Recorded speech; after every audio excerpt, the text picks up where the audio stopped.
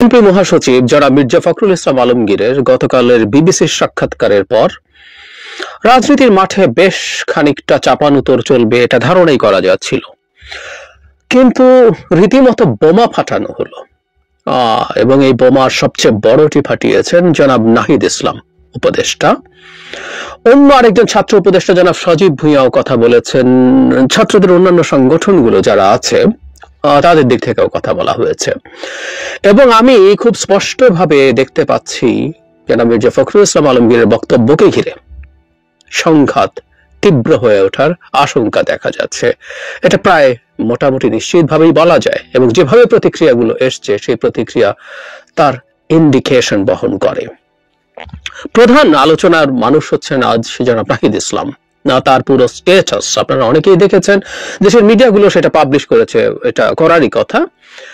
সেটা নিয়ে আমি একটু প্রতিটা বাক্য পড়ে সেটা নিয়ে আমার বক্তব্য বলার চেষ্টা করব। তার আগে ছাত্ররা অন্যরা কে কি বলছেন, এবং খুব মজার ব্যাপার, আজকে দ্য ওয়ে ওনারা সবাই প্রতিক্রিয়া দেখিয়েছেন সেটা আদতে জনাব মির্জা ফখরুল ইসলাম আলমগীরের হাইপোথিসিসকেই প্রমাণ করে।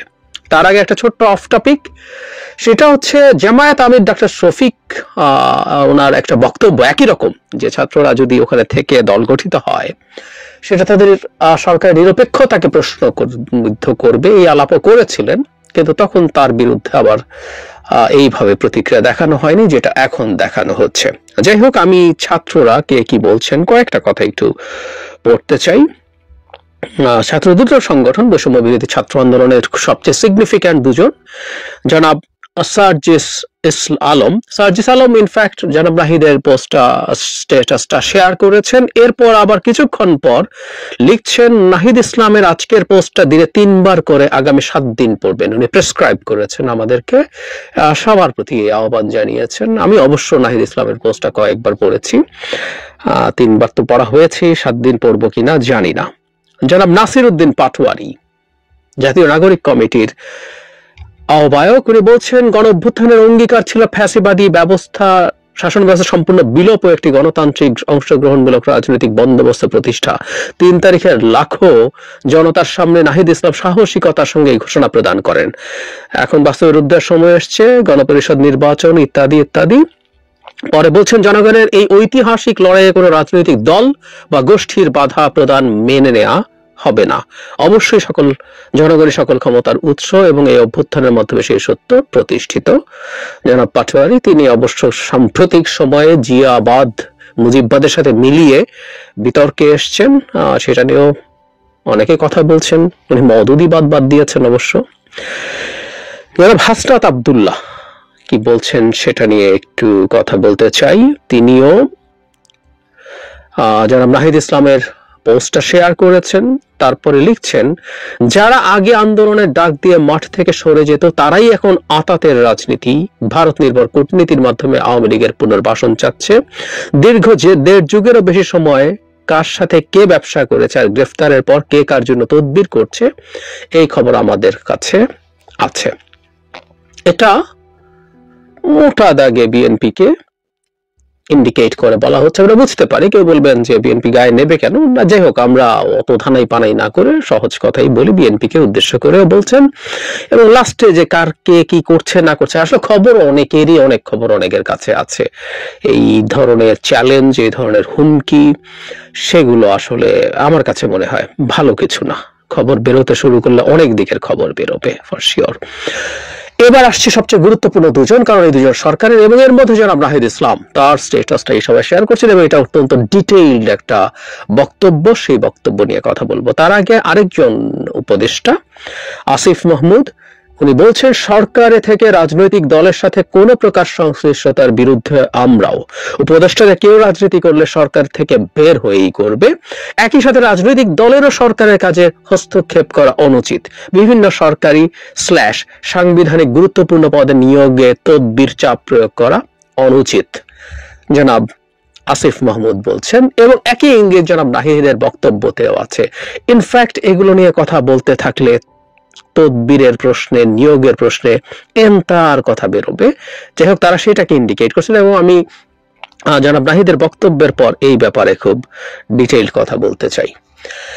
এবার নাহিদের বক্তব্য এবং জনাব নাহিদ সম্পর্কে একটা ইন্ট্রো দিয়ে দেয়া ভালো। আমি বহুবারই তার কথা বলেছি আমার ভিডিওতে, সরাসরি কথা বলতে পছন্দ করি। তার প্রতি কেউ বলতে পারেন আমার বায়াস আছে, কিন্তু আমি আসলে এই মুভমেন্টের পোস্টার বয় মনে করি তাকে। আমাদের মেইন ফেস, আমাদের 24 সালের প্রধান ফেস জনাব নাহিদ, এবং ভবিষ্যতে তার পলিটিক্যাল ভবিষ্যৎ কি আছে আমি জানি না, তার উজ্জ্বল রাজনৈতিক ভবিষ্যৎ আমি কামনা করি, কিন্তু নাও যদি হয় এই 24-এর এই ইতিহাস মিথ্যে হয়ে যাবে না। এবং উপদেষ্টা হওয়ার পর উনি রিলেটিভলি তার বয়সের তুলনায় খুবই ম্যাচিউরিটির পরিচয় দিয়েছিলেন। ইট ওয়াজ এক্সেলেন্ট। আমি ব্যক্তিগতভাবে খুবই পছন্দ করি।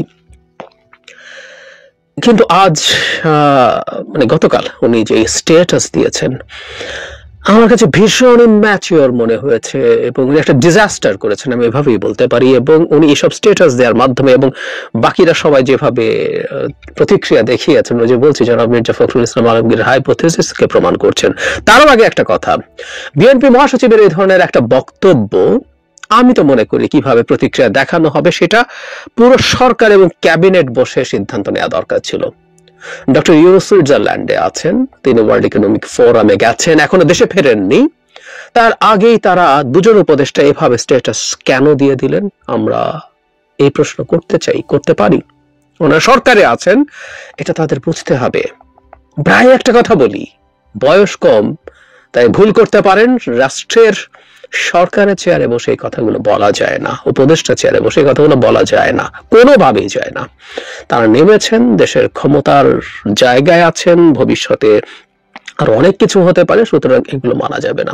আমি তো মনে করি ফুল ক্যাবিনেট বসে সিদ্ধান্ত নিয়ে 2-3 দিন 4 দিন পর এটার আনুষ্ঠানিক প্রতিক্রিয়া তারা জানাতে পারতেন, এমনকি সেটা যদি তারাও জানাতেন, কিন্তু সবচেয়ে ভালো হতো এটা সরকারের জানালে। কিন্তু আমি যদি এখন পাল্টা প্রশ্ন করি, ডক্টর ইউনূস যদি কনভিন্সড হন নির্বাচনের আগে রাজনৈতিক দলে এই 3 ছাত্র প্রতিষ্ঠান যাক বা না যাক তাদের পদত্যাগ করতে হবে, তারা কি সেটা রেজিস্ট করবেন?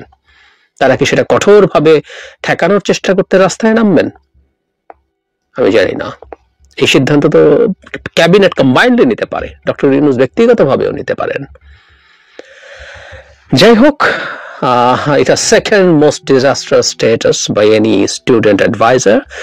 প্রথমটা নিশ্চয়ই মাহফুজ আলমের ভারতের ভূমি টুমি দখল করে তিনি যে বৃহত্তর বাংলার কথা বলেছিলেন সেটা, এটা সেকেন্ড ওয়ান। আমি পড়ছি, প্রতিটা বাক্যই পড়তে চাই, প্রায় বলি যে এটা একটা রেকর্ড থাকুক, ভবিষ্যতে কখনো কেউ দেখতে চাইলে যাতে সামনে সহজে রেডিমেড পান। আমি পড়ছি, বিএনপি মহাসচিবের নিরপেক্ষ সরকারের দাবি মূলত আরেকটা 1-11 সরকার গঠনের ইঙ্গিত বহন করে। 1-11 এর বন্দোবস্ত থেকে আওয়ামী ফ্যাসিবাদের উত্থান হয়েছিল। বিএনপি মহাসচিবের বক্তব্যের সামনে আরেকটা 1-11 সরকার, সংসদীয় সংখ্যাগরিষ্ঠতা ও নতজানু পররাষ্ট্রনীতির ধারাবাহিকতা এবং গুম খুন ও জুলাই হত্যাকাণ্ডের বিচার না হওয়ার আলামত রয়েছে। অনেকগুলো অভিযোগ, আসবো সেই জায়গায়। 1-11 মানে আরেকটা 1-11 ঘটাতে চায় বিএনপি। আসছি, ছাত্র গণঅভ্যুত্থানের নেতৃত্বকে মাইনাস করার পরিকল্পনা 5 আগস্ট থেকেই শুরু হয়েছে। 5 আগস্ট যখন ছাত্র জনতা রাজপথে লড়াই করছে, পুলিশের গুলি অব্যাহত রয়েছে, তখন আমাদের আপোষকামী অনেক জাতীয় নেতৃবৃন্দ ক্যান্টনমেন্টে জনগণকে বাদ দিয়ে নতুন সরকার করার পরিকল্পনায় ব্যস্ত ছিলেন। অনেকে ছাত্রদের কথাও বলেছেন সেখানে। আমরা 3 আগস্ট থেকে বলে এসেছি আমরা কোনো প্রকার সেনা শাসন বা জরুরি অবস্থা মেনে নেব না। ওই সময়গুলো নাহিদ সত্যিকার অর্থে জাতির আলোকবর্তিকা হয়ে দাঁড়িয়েছিলেন। আমাদের বারবার ক্যান্টনমেন্টে যেতে বলা হলো, আমরা যেতে অস্বীকার করি। শেষ পর্যন্ত বঙ্গভবনে আলোচনা ও বার্গেনিং এর মাধ্যমে ডক্টর ইউনূসকে প্রধান করে অন্তর্বর্তীকালীন সরকারের সিদ্ধান্ত হয়।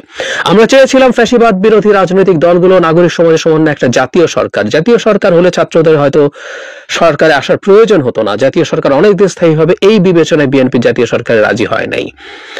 আমি ব্যক্তিগতভাবে মনে করি বিএনপি জাতীয় সরকারে গেলে ভালো হতো, কিন্তু বিএনপির জায়গা থেকে তারা হয়তো ভেবেছেন, যেটা জনাব নাহিদ বলছেন হতে পারে, যে সেই ক্ষেত্রে সরকার দীর্ঘায়িত হতো এবং বিএনপি যেহেতু এককভাবে ক্ষমতায় আসতে পারে এবং তার নেতৃত্বে একটা জাতীয় সরকার করতে চায়, বিএনপি জাতীয় সরকারে গিয়ে ডিলেট করতে চায় নাই। এটা তাদের জায়গা থেকে হয়তো মনে হয়েছে। জনাব নাহিদ যেটা বলছেন এটা সঠিক হতেই পারে। আবারও বলছি, বিএনপি জাতীয় সরকারে গেলে আমি মনে করি সেটা ভালো হতো। এখন হয় নাই তাই বলে এখন নির্বাচন চাওয়া যাবে না, এটা হলো প্রবলেমের জায়গা। তারা মনে করছেন সরকারের থেকে। কিন্তু অভ্যুত্থানের পরই দেশে জাতীয় সরকারের প্রয়োজনীয়তা ছিল বেশি। আচ্ছা, এটা গেল ছিল, অথচ বিএনপি জাতীয় সরকারের কথা বলতেছে সামনের নির্বাচনের পরে। ছাত্ররা এই সরকারের এবং বিদ্যমান বাস্তবতার একমাত্র ফ্যাক্টর, যেটা ১/১১ থেকে এর সরকার থেকে বর্তমান সরকারকে সম্পূর্ণভাবে আলাদা করে। বিএনপি কয়েকদিন আগে -2 এর আলোচনা করলে এখন ক্ষমতায় যাওয়ার পথ সুগম করার জন্য নিরপেক্ষ সরকারের নামে আরেকটি ১/১১ সরকারের প্রস্তাবনা করছে।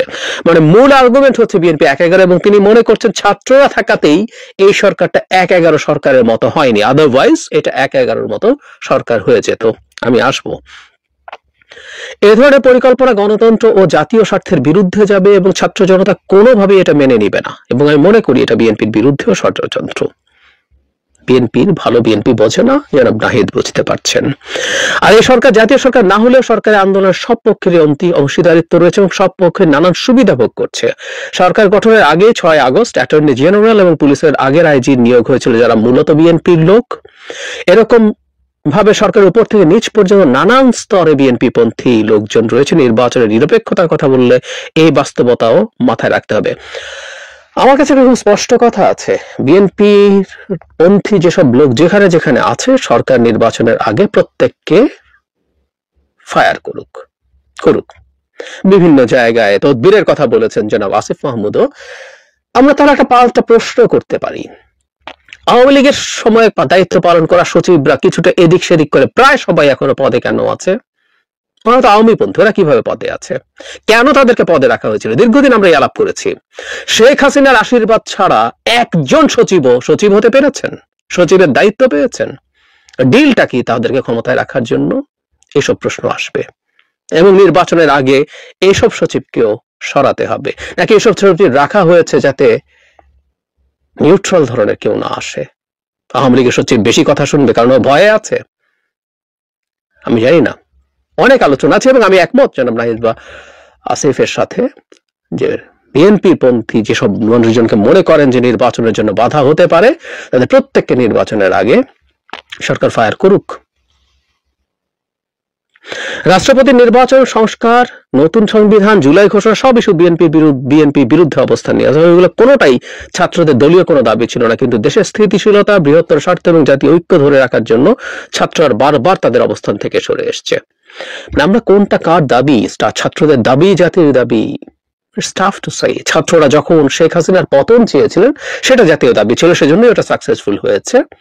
নানা রকম মানুষ নানা উদ্দেশ্যে নানান কারণে শেখ হাসিনার পতন চেয়েছিল, কিন্তু এখনকার তাদের সবগুলো দাবি জনগণের দাবি কিভাবে প্রমাণ হয় আমি জানি না।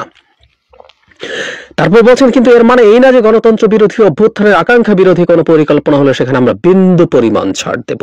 এবার ওনারা কঠোর হচ্ছেন।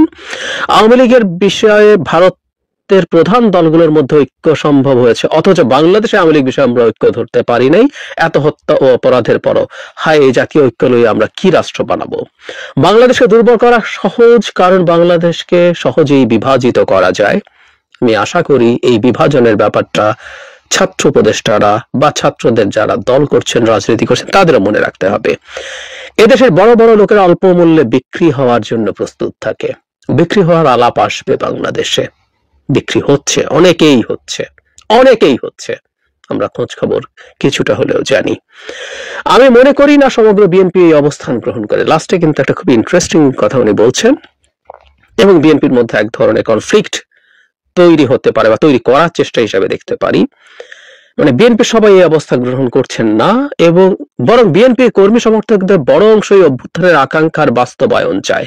বিএনপির দেশপ্রেমিক ও ত্যাগী নেতৃত্বকে আহ্বান করব ছাত্র জনতার অভ্যুত্থানের বিরুদ্ধে না গিয়ে ছাত্র জনতার সাথে বৃহত্তর ঐক্য ও সংহতির পথ বেছে নিন।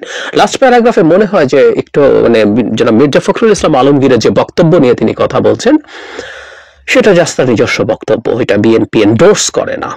এটা তার কথার টোনে, এবং উনি তাদের প্রতি পাল্টা আহ্বান জানাচ্ছেন যাতে এই তারা যেটা চাইছেন, তারা এটাকেই অভ্যুত্থানের এক্সপেকটেশন বলছেন, সেটার বিরুদ্ধে যাতে না যায়। ওই যে বললাম, ইট ওয়াজ এ ডিজাস্টার। এই স্ট্যাটাসটা উনি না দিলে সবচেয়ে ভালো হতো, সময় নিয়ে দিলে। তাৎক্ষণিক প্রতিক্রিয়া ভালো হয় না। এটা তাদের মতো কম বয়সে তো আরো ভুল হওয়ার সম্ভাবনা থাকে। যতই শান্ত থাকুক, যতই তার চারিত্রিক গভীরতা থাকুক, দিনের শেষে তিনি একজন বেশ কম বয়স্ক তরুণ, ইন হিজ 20s, mid-20s বা লেট 20s, খুবই খুবই কম বয়স। উনি প্রতিক্রিয়া দেখিয়ে ফেলেছেন। আমি এক্সপেক্ট করি তিনি রিয়ালাইজ করবেন। আসলে এবার সেই জায়গাটা 1-11 সরকার, মানে আসলে বিএনপি 1-11 সরকার কেন চাইবে, মানে 1-11 সাফারারকে বিএনপি, এবং এখন 1-11 ধরনের একটা সরকার যদি আসে সে কি বিএনপির পক্ষে আসবে? এবং বিএনপি যেমন আওয়ামী লীগকে আগের 1-11 সরকার বসিয়েছে বলে পারসেপশন আছে, সে কি বিএনপিকে বসাতে আসবে? আমি জানি না কোত্থেকে উনি এটা বললেন।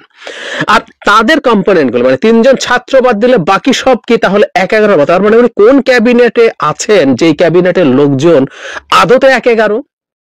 মানে খুবই সারপ্রাইজিং না? উনি একটা ক্যাবিনেটে আছেন যে ক্যাবিনেটের প্রত্যেকটা মানুষকে উনি আসলে ব্লেম করছেন, ওনারা 3 জন না থাকলে এটা 1-11 সরকার হয়ে যেত। তাহলে তারা 3 জন থেকে রাদা তারা এটাকে 1-11 হওয়া থেকে ঠেকিয়ে রাখছেন।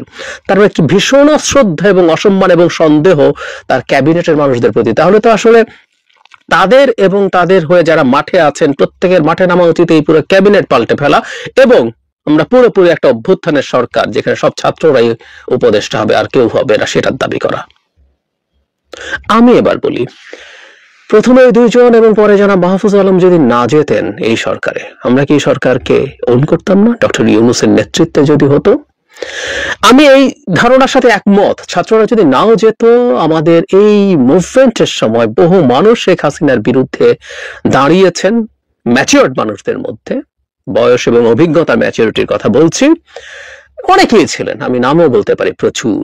আমি তার সরিয়ে রেখেই বলছি তাদেরকে নিয়ে সরকারটা হলে সেটা নিশ্চিতভাবেই ভালো হতো, কোনো সন্দেহ নাই, এবং সেটাকেও করতো। কিন্তু তারপরও ডক্টর ইউনূসের নেতৃত্বে যে সরকারটা দাঁড়িয়েছে সেই সরকারটাকে গণ অভ্যুত্থানের পক্ষের সরকার হিসেবে সবাই একসেপ্ট করছে, এবং এই 3 ছাত্র উপদেষ্টা না থাকলেও সেটা করতো। কিন্তু তারা এই মারাত্মক অপবাদ দিচ্ছেন, এবং এক ধরনের স্টিগমা দেয়া, এক ধরনের মানে যে ম্যানুফ্যাকচারিং কনসেন্টে আছে না, যে আপনি একটা থ্রেট দেখান, একটা ভীতি সামনে আনার চেষ্টা করেন। চমস্কিরা বলেছেন যে অনেকভাবে আপনি আপনার সম্মতি উৎপাদন করেন, তার মধ্যে একটা হচ্ছে একটা জুজুর ভয় দেখানো।